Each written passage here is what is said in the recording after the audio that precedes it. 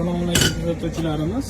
Next'ga olib qo'yganmiz. Nufta muammosi bilan akamiz karzinka peredoy almashtirib bering deb kelishdi. Aka, u karzinka peredoydan emas, nufta fidaldan dedik. Akalar, mana muammosi. Har doim karzinka peredoy nuftadan bo'lmaydi. Akalar, akam ustaga ko'rsatmagan, prosta shunaqa tortmay qoldi. Skurga yaxshi tushmayapti usta deyapti. Shuncha zazori bor akalar mana.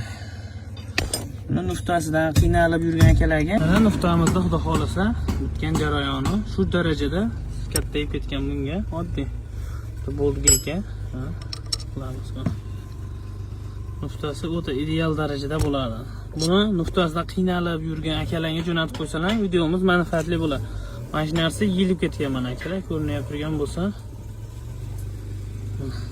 Akalar, narsa yilib ketish hisobida nuftamiz g'irtillab, pedalimiz tevaga chiqib ketgan, pedalda luft bo'lib qolgan.